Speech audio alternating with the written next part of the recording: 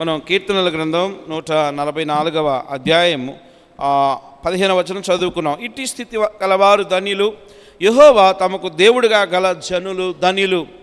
దేవుణ్ణి అంటే యెహోవాను దేవునిగా కలిగి ఉండటం మన ధన్యత అని కీర్తనాకారుడు చాలా స్పష్టంగా చెప్తున్నాడు. ఎందుకు మనం ధన్యులు? ఆ ధన్యకరమైన దేవుడు మనకి ఎలాగన ఉన్నాడు, ఏ స్థితిలో ఆయన మన సహాయకారిగా మన బ్రతుకులకు చాలినవాడిగా ఉంటూ ఉన్నాడు. ముందు మన స్థితి ఏంటో తెలుసుకొని తర్వాత దేవుడు మనకేమై ఉన్నాడో చూడటానికి ప్రయత్నం చేద్దాం. ఇదే కీర్తనల గ్రంథంలో అన్ని వచనాలు పొందుపరచబడి ఉన్నాయి, వాటిని చూడటానికి ప్రయత్నం చేద్దాం. కీర్తన గ్రంథం 144వ అధ్యాయం 3వ వచనం. యెహోవా, చదువుదాం. కీర్తన గ్రంథం 144:3. యెహోవా, నీవు నరులను లక్ష్య పెట్టుటకు వారు ఏ పాటి వారు. చాలా ప్రాముఖ్యమైన మాట. నా జీవితాల్లో ఘనత వహించినట్లుగా, లేకపోతే సాధించినట్లుగా, విజయ పరంపర కొనసాగించినట్లుగా, నేను ఇవన్నీ సాధించాను, ఇవన్నీ పొందాను, ఇవన్నీ నా వల్లే జరిగాయి అనే ఒక భ్రాంతిలో బ్రతుకుతూ ఉంటాం. వాస్తవంగా దేవుని వాక్యం ఏం చెప్తా ఉందంటే, నువ్వెన్ని సాధించినా, ఎన్ని పొందుకున్నా, ఎన్ని పేరు ప్రతిష్టలు సంపాదించినా, ఎంత ఘనత వహించినా, దేవుని దృష్టిలో మనం ఎలాగున్నామంటే, నీవు నరులను లక్ష్య పెట్టుటకు వారు ఏ పాటి వారు. గూగుల్లో గూగుల్ మ్యాప్ అని ఉంటుంది. ఆ గూగుల్ మ్యాప్ అనేదాన్ని ఓపెన్ చేసి, నీ సెల్ ఫోన్లో గూగుల్ మ్యాప్ అనేదాన్ని ఓపెన్ చేసి, దానిలో ఒక 10 మీటర్స్ పైకి వెళ్ళిపోతే మనం నివసించే ఇల్లు కూడా ఎలా కనిపిస్తాయంటే, చాలా మైన్యూట్ థింగ్స్గా చిన్న చిన్న కణాల్లా కనిపిస్తూ ఉంటాయి. ఇంకొక 100 మీటర్స్ పైకి వెళ్ళామనుకోండి, జూమ్ చేసుకుంటా అసలు చెట్లు చేమలు తప్ప, కొండలు గుట్టలు తప్ప ఏమీ కనిపించదు. ఇంకొంచెం పైకి వెళ్ళిపోతే కంప్లీట్గా మానవుడు అనేవాడే కనపడకుండా పోతాడు అనిపించింది. ఈ భూమండలంలో, ఈ సమస్త జీవరాశిలో, సమస్త సృష్టిలో నా ఉనికి ఏ పాటిది? మంచిదే. మనం అల్పులం, మనం అయోగ్యులం, దేవుడు కోరుకున్న స్థాయిలో బ్రతికే అవకాశమే లేనటువంటి వారం. కానీ ఆశ్చర్యం ఏంటంటే, ఈ మట్టి మనిషి యొక్క స్థుతులపై ఆయన ఆసీనుడైన దేవునిగా ఉంటున్నాడు. ఇది గొప్పతనం. మట్టి మనిషి, లేకపోతే ఆయన ఆరాధించడానికి పెద్ద దూతగణమే ఉంది.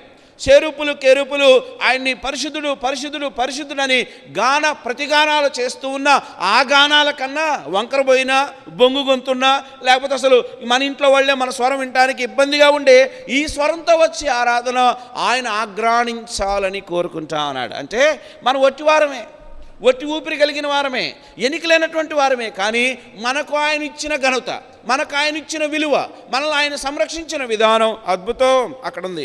యెహోవా, నీవు నరులను లక్ష్య పెట్టుటకు వారు ఏ పాటి వారు, నీవు వారిని ఎన్నిక చేయుటకు మనుషులు ఏ పాటి వారు. అంటే లెక్కలోకి కూడా తీసుకోవడానికి ఇప్పుడు రోడ్డు మీద వెళ్తా ఉన్నప్పుడు చాలా చీమలు, పురుగులు చచ్చిపోతూ ఉంటాయి. వాటి గురించి ఎవడు పట్టించుకోడు. ఎందుకనంటే అవి వస్తూ ఉంటాయి, పోతూ ఉంటాయి, పుడతా ఉంటాయి, చస్తూ ఉంటాయి. రోడ్డు మీద వెళ్తూ ఉన్నప్పుడు అనేకమైన చిన్న చిన్న జీవరాశులు చచ్చిపోతూ ఉంటాయి. వాటి గురించి ఎవడు బాధపడ్డు, వాటి గురించి ఎవరు ఆలోచించడు. నా జీవితం కూడా దేవుని బట్టి చూస్తూ ఉన్నప్పుడు ఎన్నిక లేని వారం, నా జీవితం కూడా చాలా అల్పమైనటువంటి వారం, చాలాసార్లు మనం కట్టుకున్న కట్టడాల అంతకాలం కూడా బ్రతకనటువంటి వారు. కనీసం కట్టిన ఇల్లు ఒక 70-80 సంవత్సరాలన్నా ఉంటుంది, కొంచెం జాగ్రత్తగా కడితే. అంత కూడా మనం ఉండం. రాజులు కట్టిన కోటలు ఉన్నాయి, రాజులు ఉన్నారా? రాజులు కట్టిన కోటలు ఉన్నాయి, రాజులు లేరు. బ్రిటిష్ వారు నాటించిన చింత చెట్లు రోడ్డు పక్కన ఉన్నాయి, వాళ్ళు ఉన్నారా? లేరు. అంటే చాలాసార్లు ఈ సృష్టిలో ఉన్న సృష్టములలో మనం చాలా అల్పలం. అంటే ఏ రకంగానూ దేవుడు మనలను దృష్టించాల్సిన అవసరమే లేదు. అల్పులం, అయోగ్యులం. కానీ ఏం విర్రవీగుతామో, ఎంత గర్వమో. 4 ఇళ్ళు సంపాదిస్తే నెత్తి మీద 2 కొమ్ములు ఉంటాయి, 4 అధికారాలు, లేకపోతే కొంచెం అందం, లేకపోతే కొంచెం పదవి, కొంచెం ఇది ఉంటే ఇక ఈ వ్యక్తిని ఎవడూ ఆపలేడు, ఈయనే దేవుడిగా ఫీల్ అయిపోతూ ఉంటాడు. అంటే మనకున్న అతిశయం చాలా విచారకరమైంది. కారణం ఏమంటే, దేవుడు నిజంగా మనల్ని కన్సిడర్ చేస్తే మనం ఎన్నిక లేనివాళ్ళం. ఏమని రాయబడింది? నీవు నరులను లక్ష్య పెట్టేటకు వారు ఏ పార్టీ వారు, నీవు వారిని ఎన్నిక చేయుటకు మనుషులు ఏ పాటి వారు. నరులు వట్టి ఊపిరిని పోలి ఉన్నారు, వారి దినములు దాటిపోవు, నీడవలేనున్నవి. ఈ మధ్య మరణాలు చాలా విచిత్రంగా సంభవిస్తూ ఉన్నాయి. అంటే కారణం లేకుండా చచ్చిపోతూ ఉన్నారు. అంటే ఒక పాత రోజుల్లో మరణాలు వయోవృద్ధులై చనిపోయేవాళ్ళు. ఇప్పుడు అసలు వృద్ధాప్యంలోనికి రాకముందే అర్ధాంతరంగా చనిపోతూ ఉన్నారు. కారణం ఏమంటే వారి యొక్క ఆయుష్కాలం ఉన్న ఆహారం వల్ల కానీ ప్రస్తుత పరిస్థితుల వల్ల కానీ వయో పరిమాణం అనేది తగ్గిపోతూ ఉంది. అంటే నీ నా జీవితాలు అల్పమైనవి, నీ నా జీవితాలు స్వల్పమైనవి, నరులారా తిరిగి రండంటే దుకాణం సర్దుకొని వెళ్ళిపోవలసిన వారమే. అంటే మనము నిన్నటి వారమే కానీ రేపటి వారము కాము. అంటే రేపు అనేది మనలో లేదు, మనము అతిశయించ వీలు లేదు, మనం ఎన్నికలేనటువంటి వారు అల్పలం. అంటే ఏ రోజుకు ఆ రోజు మన స్థితి మనం జ్ఞాపకం చేసుకుంటే దేవుని యొక్క ఉన్నతమైన స్థితి మనకు అర్థమవుతుంది. సరే, బాగుంది. లక్ష్య పెట్టుటకు వీలైనటువంటి వాడు, ఎన్నిక చేయడానికి వీలైనటువంటి వాడు, వట్టి ఊపిరి వంటి వాడు, దాటిపోయే నీడలాంటి వాడు. బాగుంది. ఈ దాటిపోయే నీడలాంటోడు, లక్ష్య పెట్టడానికి వీలు లేనోడు, ఎన్నిక లేనోడికి దేవుడు ఏమయ్యాడో చూద్దాం. ఆయన ఎంత శ్రేష్టమైన దేవునిగా మానవునికి ఉన్నాడు. మానవుని తయారు చేసిన విధానం అద్భుతం, మానవుని ఎన్నుకున్న విధానం అద్భుతం, మానవుని ఏర్పరచుకున్న విధానము అద్భుతం, మానవునికి ఇవ్వబడిన రక్షణ అద్భుతం, మానవునికి ఇవ్వబడిన విమోచన అద్భుతం, మానవుని యొక్క జీవితాన్ని నడిపిస్తున్న విధానం అద్భుతం. రేపు దేవుడు చేర్చబోయే పరలోకం మహా అద్భుతం. ఒక స్వల్పమైన అల్పమైన నీడ వంటి వాని కోసం ఇన్ని ఎవరైనా చేస్తారా? ఒక అల్పమైన మాట వినని ఎదురాడే స్వభావం కలిగిన ఒక సామాన్యుడు, దుమ్ము వంటి వాడు, ధూళి వంటి వాడి కోసం ఇంత ఔన్నత్యాన్ని ఎవరైనా కనబరుస్తారా? చూద్దాం. నీ నా దేవుడు ఎంత ఘనమైన దేవుడు, నీకు నాకు ఏం చేశాడో మనం ఎందుకు ఆరాధించాలో మరలా మొదటికి వద్దాం. కీర్తనల గ్రంథం 144వ అధ్యాయం 1వ వచనాన్ని మధ్యలో నుంచి చూడటానికి ప్రయత్నం చేద్దాం. ఏమనుంది? నాకు ఆశ్రయదుర్గమగు యెహోవా సన్నిధింపబడునుగాక, ఆయన నా చేతులకు యుద్ధమును నా వ్రేళ్లకు పోరాటమును నేర్పువాడై ఉన్నాడు. He's my trainer. దేవుడు నా అద్భుతమైన ట్రైనర్. అంటే నాకు తర్ఫీదునిచ్చువాడు. నాకు బ్రతకడం చేత కాదు, నా జీవితాన్ని కొనసాగించడం నాకు చేత కాదు, జీవితాన్ని నడిపించుకోలేక అర్ధాంతరంగా జీవితాన్ని మధ్యలో ముగించిన వారు కోకొల్లలు. నా తోటివారు, నా వయసు వారు, నా పక్కన తిరిగిన వారు, నా సహవాసులు కూడా భూమి మీద బ్రతకడం చేతగాక వారి జీవితాన్ని వదిలిపెట్టిన వారుగా ఉన్నారు. కానీ దేవుని కృప ఏంటంటే నాకు బ్రతకడం నేర్పిస్తున్న నా బంగారు తండ్రి. నిజమే, ఉద్యోగాలు లేక ఎంతమంది అల్లాడిపోతా ఉన్నారు. పొట్ట కూటి కోసం రెక్కల ముక్కలు చేసుకొని నాకు అనిపిస్తుంది, మా ఇంటి ముందుకి సమోసాలు అని ఒకడు తిరుగుతూ ఉంటాడు. ఒకసారి సువర్ణాన్ని పిలిచి, ఆయన ఎవరో తెలుసా అన్న. ఏంటనంటే అతను నేను క్లోజ్ ఫ్రెండ్స్ చిన్నప్పుడు అన్న. అంటే మరి నువ్వేం ఎలా ఉన్నావు, ఆయన అలా ఉన్నాడు అన్నాను. అంటే చాలాసార్లు నాకు అతను చూసినప్పుడు ఎంత ఆశ్చర్యం కలుగుతుందంటే, ఇద్దరం ఒకే స్కూల్లో చదువుకున్నాం. మా మాస్టర్ గారు కూడా సిలార్ మాస్టర్ గారే, ఆయన దగ్గరే ఇద్దరు శిష్యులు. కానీ జీవితాలు చూస్తూ ఉంటే దేవుణ్ణి నమ్ముకొని ఆశీర్వాద మార్గంలో వెళ్ళిన ఒక విధానం, దేవుడు లేక ఎండిపోయి, లేకపోతే పరిస్థితులు ఓవర్కమ్ చేయలేక, లేకపోతే చదువును అర్ధాంతరంగా ఆపి, లేకపోతే చదువుకున్న ఉపయోగం లేక జీవిస్తా. అంటే అది తక్కువ పని నేను అనడం లేదు, కానీ దేవుడు తన బిడ్డల విషయంలో ఎంత కృప కలిగిన వాడు, ఎంత దయ కలిగిన వాడు, బ్రతకడానికి పోరాటం నేర్పేటటువంటి వాడు. అక్కడ ఒక మాట, శ్రేష్టమైన మాట, ఆయన నా చేతులకు యుద్ధమును నా వ్రేళ్లకు పోరాటమును నేర్పువాడు. ఎస్, ఇప్పుడు యుద్ధాలు ఏమున్నాయి? బ్రతుకు యుద్ధమే పెద్ద యుద్ధం. దావీదుకు యుద్ధాలంటే చాలామంది శత్రువులు ఉన్నారు, లేకపోతే ఇంకెవరి భక్తుడి జీవితంలో ఆనాటి యుద్ధాలు పరిస్థితులు. కానీ నా బ్రతుకులో నాకు యుద్ధం ఏంటి? నా జీవితాన్ని కొనసాగించడం, ఆత్మ సంబంధంగా నేను దేవునికి మేలుకరంగా ఉండడం, వట్టి ఊపిరి వాడిని, ఎన్నికలేని వాడిని, దుమ్ము వంటి వాడిని, ధూళి వంటి వాడిని. కానీ ఈ యొక్క మట్టి ఘట్టం మహిమఘటంగా మహిమోన్నతులైన దేవుడిని సన్నుతించడానికి నా దేవుడు నాకు ఇచ్చిన తర్ఫీదు. ఆయన నన్ను ఎన్నుకున్న విధానం, ఆయన నన్ను సంరక్షించిన విధానం, ఆయన రక్షణ ఔన్నత్యంతో నన్ను నింపిన విధానం, ఆయన సన్నిధిలో కూర్చొండబెట్టిన విధానం, ఆయన మాటలు నా నోట పెట్టిన విధానం, ఆయన స్తుతించ ఆ జ్ఞానమునిచ్చిన విధానం, ఆయన నాకు అర్థమయ్యాడు. విచిత్రం ఏంటంటే ఈ దేశ ప్రధానికి అర్థం కాల ఆ రక్షకుడు ఎవరో. ఈ దేశ ప్రధానికి అర్థం కాక కొండలు కోణలు అక్కడికిక్కడ తిరిగి ధూపదీప నైవేద్యాలు ఇస్తా ఉన్నాడు. ఒకటి అర్థమవుతుంది, ఈ దేశ జ్ఞానులకు అర్థం కాని దేవుడు అల్పుడైన నాకు అర్థమయ్యాడు. ఒక సామాన్యమైన వీధిలో, మురికి వీధిలో, మట్టి వీధిలో తిరిగే సామాన్యమైన ఎన్నికలేని నా బ్రతుకుకి ఆయనే రక్షకుడు, ఆయనే విమోచకుడు, ఆయనే నా కొండ కోట శైలమని, ఆయనే నా రక్షకుడని, నన్ను ఉద్ధరించువాడని నాకు అర్థమయ్యాడు. అంటే నాకు ఆయన నేర్పించాడు, ఆయన భక్తిని నేర్పించాడు, ఆయన ప్రార్థనను నేర్పించాడు. ఈనాడు నేను పొందుకున్న ఆత్మ సంబంధమైన ప్రతి వరము ఆయనదే. ఈనాడు ఆత్మ సంబంధంగా నేను అనుభవిస్తున్న ప్రతి దీవెన ఆయనదే, ప్రతి వరము ఆయనదే, ప్రతి తలాంతు ఆయనదే, ప్రతి ఒక్క అవకాశము కూడా ఆయన ఇచ్చినవే. భక్తుడు అంటాడు ఎంత మాట, ఆయన నా చేతులకు యుద్ధమును నా వ్రేళ్లకు పోరాటమును నేర్పువాడై ఉన్నాడు. గొలియాతు దావీదు యొక్క వడిసె వల్ల చచ్చిపోయాడా, దేవుని శక్తి వల్ల చచ్చిపోయాడంటే ఏం చెప్తాం? నేను చెప్పిన మాట అర్థమైందో లేదు. గొలియాతు ఏలాము లోయలో కేకలు వేసిన గొలియాతు, ఫిలిస్తీన్లకు చెందిన గొలియాతు చనిపోవడానికి కారణం దావీదు వాడిన వడిస, లేకపోతే అంటే దావీదు యొక్క పోరాట పటిమ, లేకపోతే అది దేవుని యొక్క శక్తి? ఏదని కోట్ చేస్తావు? చాలాసార్లు మనం ఏమనుకుంటాం, ఒకవేళ దావీదు ప్లేస్లోనే మనం ఉంటే ఏమంటే తెలుసా, ఆ చుట్టుపక్కల వాళ్ళందరం పిలిచి నేను వడిసె తిప్పితే బ్రదర్ ఉంటుంది, కావాలంటే చూడు అదిగో అక్కడ వాడు చూడు గొలియాతు ఎట్ట పడుకున్నాడు. సో అంటే నేను ఎంత నేర్పరితనమో తెలుసా, నా జ్ఞానం ఎంత గొప్పదో తెలుసా, నేను ఎంత ఫైటర్నో తెలుసా. అంటే చాలాసార్లు దేవునికి రావాల్సిన మహిమను కూడా దొంగిలించడానికి కనీసం అభ్యంతర పడని జీవితాలు, దేవునికి వాల్సిన మహిమ, దేవునికి వాల్సిన ఘనత, దేవుని హెచ్చించవలసిన స్థానాలను కూడా దొంగిలించే దౌర్భాగ్యం. దావీదు ఇలా అనుకోవచ్చు, కానీ దావీదు ఏమంటాడు తెలుసా, సింహము బలము నుండి ఏమంటాడండి, సింహము బలము నుండి ఎలుగు బంటి బలము నుండి నన్ను తప్పించిన యెహోవా. ఏమంటాడండి, యుద్ధము యెహోవాదే. ఎస్ అంటే నా ఫైటర్, నా బలం, నా వడిస, నా రాయి కాదు, నా తిప్పే ఈ నైపుణ్యం, లేకపోతే నేను ఎన్నుకున్న రాయి, లేకపోతే నేను ఏర్పాటు చేసుకున్న స్లింగ్, ఇవన్నీ నథింగ్. ఎందుకో తెలుసా, యుద్ధము యెహోవాదే. ఎందుకో తెలుసా, ఆయన యుద్ధశూరుడైన యెహోవా అంటాడు. దావీదు అంటాడు, యుద్ధశూరుడైన యెహోవా, నాకు పోరాట పటిమను నేర్పిన యెహోవా, నాకు ఘనతనిచ్చిన యెహోవా.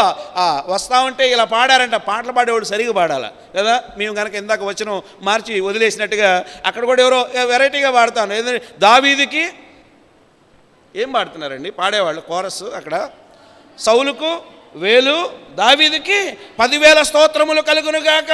తేడా పడిపోయింది. అంటే అర్థం ఏంటంటే చాలాసార్లు మనుషులు పొగడడానికి ప్రయత్నం చేస్తారు, కానీ ఆ మనుషుల వెనక దేవుడిచ్చిన తలాంత్ అనేది ఒకటి ఉంటుంది, దేవుడు నేర్పిన నైపుణ్యం అనేది ఉంటుంది. అంటే దేవుని కృప వలన నేను బ్రతుకుతున్నాను, దేవుని కృప వలన నేను జీవించగలుగుతా ఉన్నాను, దేవుని శక్తి వలనే నేను ఇవన్నీ చేయగలుగుతున్నాను అంటున్నాడు దావీదు. ఇక్కడ దావీదు వడిసెలో ఏమీ లేదు, దావీదు ఆ వడిసెను తిప్పడంలోనూ ఏమీ లేదు, దావీదు అనుకున్న రాయిలోనూ లేదు, కానీ దావీదును బలపరిచిన దేవునిలోనే ఉండవలసిన శక్తి అంతా ఉంది. దావీదే ఒప్పుకుంటున్నాడు. ఏమంటున్నాడు, ఆయన నా చేతులకు యుద్ధమును నా వ్రేళ్లకు పోరాటమును నేర్పువాడు. మోషే కర్ర శక్తివంతమైందే కాదా? మోషే చేతిలో ఉన్న కర్ర అండి. ఈ కర్ర ఎత్తితే ఏం జరుగుద్ది? ఆ కర్రను తీసుకెళ్ళి తాడిస్తే ఏమవుతుంది అంటే మనం కర్రలాంటి వాళ్ళం. అంటే వాడబడుతున్న మనలను బట్టి అన్నీ జరుగుతున్నాయి అనుకుంటాం, కానీ మనల్ని వాడుకుంటే దేవుని బట్టి జరుగుతున్నాయని మనం అనుకోం. ఇదే మన దౌర్భాగ్యం. వాడబడుతున్న మనల్ని బట్టి అన్నీ జరుగుతున్నాయనే ఫీలింగ్లో మనం ఉంటాం, మనల్ని వాడుకుంటున్న దేవుని బట్టి జరుగుతున్నాయి. అంటే మోషే కర్రలో ఏమీ లేదు, కానీ ఆ మోషేని నడిపిస్తున్న దేవునిలోనే సమస్త శక్తి ఉంది. అంటే సంసోను పచ్చి గాడిద దవడ ఎముక తీసుకొని పరిగెత్తించాడంట 100 మందిని. ఇప్పుడు ఇలా అనుకుందాం, పచ్చి గాడిద దవడలో ఉందా లేకపోతే సంసోన్లో ఉందా? ఆ సంసోన్ని బలపరిచిన దేవునిలో ఉందా? అంటే పచ్చి గాడిద దవడ ఎముకలో ఏమీ లేదు, కానీ సంసోనులో కూడా ఏమీ లేదు, కానీ ఆ సంసోన్ని బలపరిచిన దేవునిలో. అంటే నీ నా జీవితంలో కలిగిన ప్రతీది కూడా ఆయన వలన కలిగింది. అందుకే ఆయన స్తుతించాలి. ఆయనకి ఎందుకు కొనియాడాలి? ఆయన ప్రశస్త నామాన్ని ఎందుకు కీర్తించాలి అంటే, అయ్యా నాకు బ్రతకడానికి కావలసిన నేర్పరితనాన్ని, పోరాట పటిమను నేర్పించావు. నాకు తలాంతి ఇచ్చావంటే అది నువ్వు ఇచ్చావు. అయ్యా నన్ను నువ్వు వాడుకుంటున్నావంటే అది నువ్వు ఇస్తున్న అవకాశం. అయ్యా నాలో ఈ లోకం ఏదన్నా గుర్తించి నువ్వు ఈ విషయంలో చాలా గ్రేట్ అని ఎవరైనా అంటే అది నాకు చెందినది కాదు, నన్ను బలపరిచిన వాని అందే నేను సమస్తమును చేయగలను. నన్ను బలపరిచిన దేవుడు నాకు నేర్పిన విధానం. అంటే ఆయన మంచి ట్రైనర్. ఆయన బ్రతుకుడు నాకు బాగా నేర్పిస్తాడు. శ్రమల్లో తీసుకుపోతాడు, కొద్దిసార్లు శ్రమల్లో తీసుకుపోతాడు, శ్రమల్లో ఉంచుతాడు. ఆ శ్రమల్లో ఎంత పేషెన్సీ నేర్పించాలో దేవుడు నేర్పిస్తాడు. ఇబ్బందుల కొలిమిలోకి తీసుకుపోతాడు. ఇబ్బందుల కొలిమిలో కరువు ఖడ్గం వస్తుంది. కరువు వస్తుంది, ఖడ్గం వస్తుంది, ఇరుకు వస్తుంది, ఇబ్బంది వస్తుంది. ఆయన నన్ను అలా ఉంచుతాడు. ఎందుకు తెలుసా? ఆయన నా మంచి ట్రైనర్. ఆర్మీ ఆఫీసర్స్కి ట్రైనింగ్ ఇచ్చేటప్పుడు చాలా నేరో థింగ్స్లో కూడా పాక్కుంటూ వెళ్ళడం నేర్పిస్తారు. ఎందుకంటే రేపు ఫీల్డ్లో ఎలాంటి పరిస్థితి అయినా రావచ్చు. వాళ్ళ భుజాల మీద ఇసుక మూటలు పెట్టి వాళ్ళ బరువు కన్నా 3-4 రెట్ల బరువు పెట్టి మొయ్యమంటారు. ఎందుకంటే రేపొద్దున వాళ్ళ ఫీల్డ్ ఎదుర్కొనే అంటే ఒక ఆర్మీ సోల్జర్స్కి రేపు ఎదుర్కోబోయే పరిస్థితుల్లో ఆ ఉన్నటువంటి ట్రైనర్ ఎలాగున ట్రైనింగ్ ఇస్తాడు. ఈ లోకంలో భక్తి జీవితంలో నా మంచి ట్రైనర్ తర్ఫీదిస్తా ఉన్నాడు. శ్రమ నీకు వందనాలు, కన్నీరా నీకు వందనాలు, కరువా నీకు వందనాలు, ఖడ్గమా నీకు వందనాలు, రోగమా నీకు వందనాలు. ఎందుకో తెలుసా? అవి నీ అనుమతి లేకుండా నా జీవితంలోనికి రాలేదు. యెహోవా ఇచ్చును. ఎవరన్నారు ఈ మాట? యోబు అంటాడు. యోబు ఏమంటాడంటే, ఒకటి బాగా తెలుసు, అన్నీ ఎరిగిన స్థితి యోబుకు తెలుసు. అన్నీ పోగొట్టుకున్న, నాకు తెలిసి యోబు పోగొట్టుకున్నంతగా మనలో ఎవడు పోగొట్టుకుని ఉండడేమో, అంత డీప్గా పోగొట్టుకున్న అది ఎవరు ఉండరేమో. కానీ ఆశ్చర్యం, యెహోవా ఇచ్చును. యోబు నీకు ఇంత గొప్ప నాలెడ్జ్ లేకపోతే ఇంత తగ్గింపు ఎలా వచ్చిందంటే, నా దేవుడు నా బ్రతుకుకు నేర్పిన పోరాటం. చూద్దాం ఏమనుంది అక్కడ. ఆయన నా చేతులకు యుద్ధమును, నా వ్రేళ్లకు పోరాటమును నేర్పువాడై ఉన్నాడు. ఇలా అందాం ఈ ఉదయకాల సమయంలో.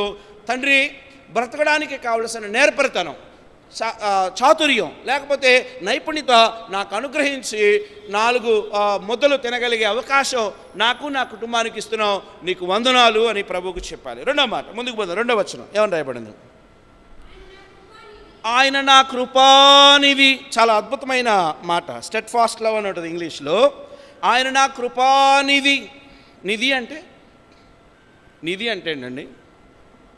బంగారు నిధి అన్నాం అంటే అర్థం ఏంటి? బంగారం అక్కడేదో 1 మొక్క 2 మొక్కలు ఉంటే అది బంగారు నిధి అనరు. సమృద్ధితో కూడినది అంటే మిక్కుటమైనవి అక్కడ ఉన్నప్పుడు అది సోర్స్, లేకపోతే నిధిగా దాన్ని పరిగణిస్తారు. ఆయన కృపానిధి. ఆయన కృప ఎంత గొప్పదంటే ఆయన కృపలో మనకేమేమి దొరికాయో చూద్దాం. ఆయన ఎంత కృప కలిగినది వాడు. కృప అంటే అర్థం ఏంటి? చెప్పట్లే, ఎవరు మాట్లాడట్లే. కృప అంటే పేరు కాదు, లేనిపోయింది. పేరు పెట్టుకున్నారు అలాగా. కృప అంటే అర్హత లేనివానికి ఇవ్వబడిన అర్హతే కృప. నాకు అర్హత లేదు, దేవుని ఆశీర్వాదాలు పొందుకునేంత నీతిమత్వం, దేవుని యొక్క బహుమానాలు పొందుకునేంత పరిశుద్ధత నాలో లేదు. కానీ నేను అల్పుడనైనను, నేను అయోగ్యుడనైనను ఆయన ధారాళంగా ఇచ్చే ఆ స్వభావం ఉందే, అది నాకు కలిగిన అర్హత. అంటే ఆయన కృపానిధి యగు దేవుడు. ఆయన కృపలో మనకేం దొరికిందో చూద్దాం. కీర్తనల గ్రంథం 130వ అధ్యాయం 4వ వచనం. ఆయన కృపలో మనకేం దొరికాయి? ఆయన కృప ఎంత కృప కలిగిన దేవుడు. ఆ కృపానిధి మనకేమై ఉన్నాడు? యెహోవా కొరకు. కీర్తన గ్రంథం 130వ అధ్యాయము 4వ వచనం. కీర్తనల గ్రంథం 130వ అధ్యాయం 4వ వచనం చదవండి. అయినను ఏం దొరికిందంటమ్మా? ఆయన కృపలో నాకు దొరికిందంటే తెలుసా? గొప్ప క్షమాపణ. నిజంగా మనల్ని ఒక మాట అంటే ఇక ఆ వ్యక్తితో మాట్లాడడానికి కానీ ఆ వ్యక్తి వైపు చూడటానికి కానీ మనసు వస్తుందా? రాదు. కానీ ఎన్ని చేసినా దేవుడు తిరిగి మన వైపు చూస్తున్నాడంటే, ఎంత దిక్కుమాలినతనం మనలో ఉన్నా, ఎంత హేయ స్వభావం మనలో ఉన్నా, ఎంత ఎదురాడే స్వభావం మనలో ఉన్నా, మరలా ఆయన కృపాహస్తాన్ని తోడుగా ఉంచుతా ఉన్నాడు. ఆయన మనల్ని క్షమిస్తూ ఉన్నాడు. ఆయన సన్నిధిలో ఆయన కృపలో నాకేం దొరికిందో తెలుసా? నా సమస్త దుర్నీతికి, నా సమస్త దుష్టత్వానికి, నా సమస్త పాప స్వభావానికి క్షమాపణ దొరికింది. ఈ ఉదయకాల సమయంలో చెప్దాం, అయ్యా నన్ను నా భర్తే క్షమించడు, నిజంగా నేనేంటో తెలిస్తే నా భార్య నన్ను క్షమించదు, నిజంగా నా బతుకేంటో తెలిస్తే నా కడుపును పుట్టిన వాళ్ళే నా ముఖాన్ని ఊయకుండా ఉండరు, నిజంగా నా లోబితనం, నా దుర్మార్గపు స్వభావం నా ఇరుగు పొరుగు వారికి తెలిస్తే కనీసం దగ్గరకు కూడా రానివ్వరు. కానీ నువ్వెంత కృపగలిగిన వాడంటే, నువ్వు నన్ను బాగు చేయటం మాత్రమే కాదు, నీ యొద్ద నాకు అపారమైన క్షమాపణ దొరుకుతూ ఉంది. వారం వెంబడి వారం. సంవత్సరాలు ఎన్ని వారాలు ఉంటాయి? సంవత్సరంలో ఎన్ని వారాలు ఉంటాయండి? చదువుకున్న వాళ్ళు చెప్పాలి. 52 వారాలు. అంటే 52 వారాలలో 52 ఆదివారాలు ఉన్నాయనేగా అర్థం. 52 ఆదివారాలలో 52 అవకాశాలు దేవుడు ఇచ్చాడనేగా అర్థమైందా? దేవుని బల దగ్గరకు రావడం అంటే అర్థం ఏంటి? 52 ఆదివారాలలో 52 సార్లు నేను ప్రభు సన్నిధికి వచ్చాను. ఈ 52 సార్లు నేను తప్పిపోయాను, తొలగిపోయాను, దుర్మార్గుడిని, దుష్టుని అని అన్నప్పటికీ కూడా ఆయన మరలా తిరిగి 52 సార్లు నన్ను కట్టడానికి, నన్ను తిరిగి సమకూర్చుకోవడానికి, ఆయన బలలో చేయడానికి ధైర్యాన్ని, శక్తిని, అర్హతని ఆయన ఇస్తా ఉన్నాడు. అది ఆయన నా ఎడల చూపించే క్షమాపణ, నా ఎడల ఆయన కనబరుస్తున్న కృప అనాలి. ప్రభువా, నువ్వు నన్ను సంరక్షిస్తున్న విధానం, నన్ను క్షమిస్తున్న విధానం అద్భుతం. నీ సన్నిధిలో, నీ కృపలో నాకేం దొరికిందంటే క్షమాపణ దొరికింది. 7వ వచనం చదువుదాం. కీర్తన గ్రంథం 130వ అధ్యాయం 7వ వచనంలో 2 మాటలు రాయబడి, యెహోవా యొద్ద కృప దొరుకును, విమోచన దొరికింది. ఇందాకేం చెప్పుకున్నాం? యెహోవా యొద్ద నాకు క్షమాపణ దొరికింది, ఆయన కృప నన్ను క్షమించింది. రెండవదిగా యెహోవా వద్ద నా దగ్గర ఏం జరిగిందంటే కేవలం క్షమాపణే కాదు, సారీ చెప్పగానే క్షమించాను పో అంటమే కాదు, ఆ భయంకరమైన స్థితి నుండి బయటకు తీసుకొచ్చేంత విమోచన కూడా. ఆయన నా విమోచకుడు, ఆయన నన్ను క్షమించ సిద్ధ మనసు కలిగినటువంటి వాడు, ఆయన ఆ భయంకరమైన పాప శాపముల నుండి బయటికి విడుదల చేయగలిగిన నా మంచి విమోచకుడు. నాకు ఆయన సన్నిధిలో ఆయన నాకు ఎందుకు కృపానిధి అంటే ఆయన యొద్ద నాకు క్షమాపణ దొరికింది, ఆయన నాకు సంపూర్ణ విమోచనను అనుగ్రహించిన దేవుడు. అందుకే ఆయన నాకేమయ్యాడంటే కృపానిధి యగు దేవుడు. 2 మాటలు చూసాం. ఒకటి నాకు పోరాటము నేర్పిన నా మంచి ట్రైనర్, మొదటి మాట. రెండవది, ఆయన నా ఎడల అపారమైన కృపను కనబరిచిన దేవుడు. కంటిన్యూషన్ చదువుదాం, 2 కంటిన్యూషన్లో. నా కోట, నా దుర్గము, నన్ను తప్పించువాడు, నా కేడెము, నేను ఆశ్రయించువాడు, ఆయన నా జనులు నాకు లోబర్చువాడై ఉన్నాడు. ఇవన్నీ కూడా ఆయన ఇస్తున్న సంరక్షణకి సాదృశ్యాలు. కొండ, కేడెము, శైలము, ఆశ్రయదుర్గం, ఇవన్నీ కూడా ఆయన మనకి చూపిస్తున్న ప్రొటెక్షన్. ఆత్మ సంబంధంగా ఆయన రక్షిస్తూ ఉన్నాడు, మానసికంగా ఆయన బలపరుస్తూ ఉన్నాడు, శరీర సంబంధమైన విషయాల్లో కూడా ఆయన కంచె, కాపుదల, భద్రత ఆయన మనకు అనుగ్రహిస్తూ ఉన్నాడు. ఆయన ఎంతగా మనల్ని సంరక్షిస్తున్నాడో కింద వచనాలు చూసి మనం ఆరాధనలోనికి వెళ్ళిపోదాం. 12వ వచనం ఏమని రాయబడింది? మరలా వెనక్కి వద్దాం. కీర్తన గ్రంథం 144వ అధ్యాయము 12వ వచనం మూలవాక్యంలోనికి వద్దాం. ఏమని రాయబడింది?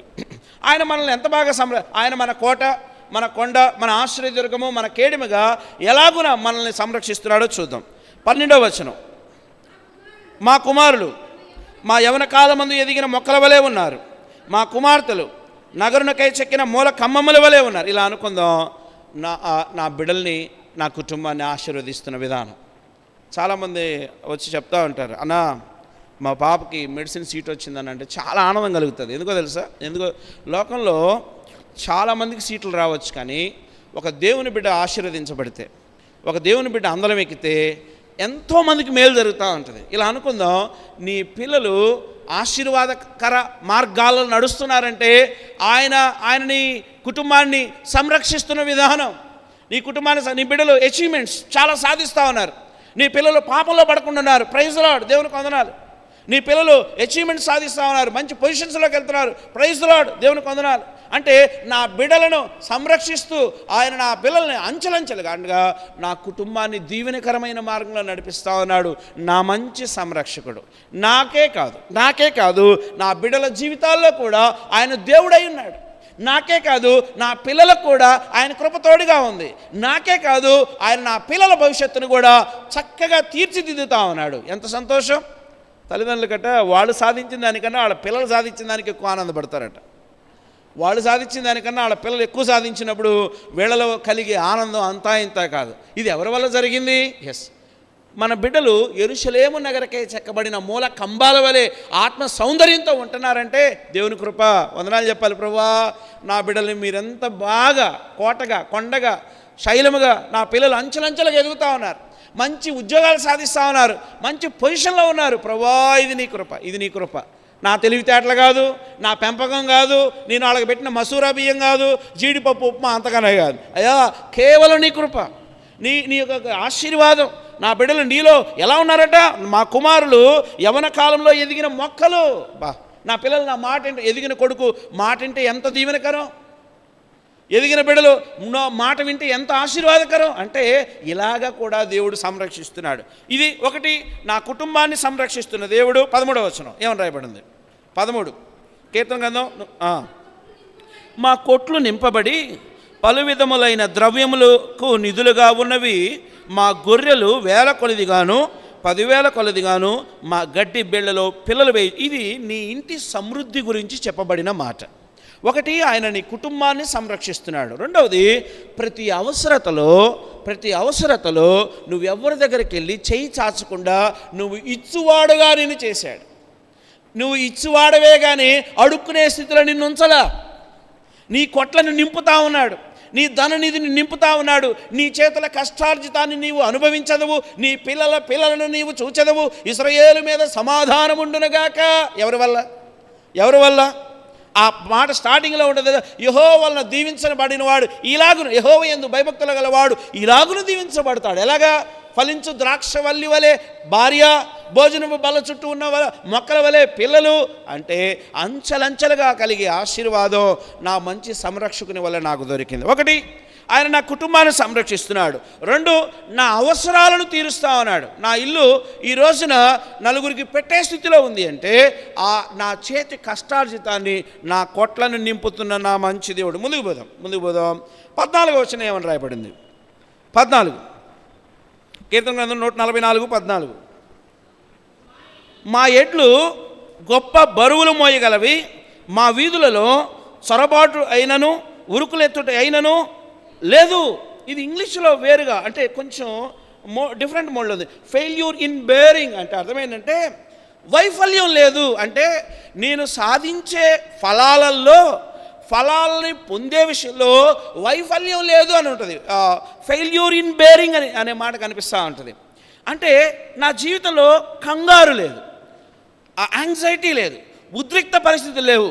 నెమ్మదినిస్తున్న దేవుడు నెమ్మదినిస్తా ఉన్నాడు. వస్తాయి శ్రమలు రావా? దేవుడు నమ్ముకున్న పిల్లలు శ్రమలు రావా? వస్తాయి. శ్రమలు ఎలాగనూ వస్తాయో ఆయన ఆశీర్వాదాలు, ఆయన దక్షిణాస్తం కూడా నాకు తోడుగా ఉండి ఆ నెమ్మదిని ఏమన్నది అక్కడ? మా వీధులలో చొరబడుట అయినను అంటే ఆ అక్రమమైన స్థితిని రానివ్వకుండా దేవుడు ప్రొటెక్ట్ చేస్తూ ఉన్నాడు. ఉరుకులెత్తుటైనను అంటే హడావిడి హంగామా, ఏ ఉపద్రవాలు లేకుండా నా కుటుంబం చుట్టూ ఆయన షీల్డ్ ఆయన కంచె వేస్తూ ఉన్నాడు. నా బిడ్డలకు కంచె వేశాడు, నా ధననిధికి కంచె వేశాడు. అంత మాత్రమే కాదు, నా యొక్క ఇంటికి లేకపోతే నా చుట్టూ ఉన్న వ్యక్తులతో సమాధానం అనే కంచె నాకు ఉంచాడు. కంటిన్యూషన్లో ఇంకో మాట ఉంది. వాటిలో శ్రమగల వారి మొర వినబడుట అయినను లేదు. ఏడుపులు, అంగలార్పులు. మీరు లోకంలో చూడండి, భార్యాభర్తలు కొట్టుకుంటూ ఉంటారు, లేకపోతే సమాధానం ఉండదు, లేకపోతే వ్యసనాక్రాంతుడైన భర్త భార్యని కొడతా ఉంటాడు. అంటే ఒక గలిబిలి, ఒక నరకం భూమి మీద కనిపిస్తూ ఉంటుంది.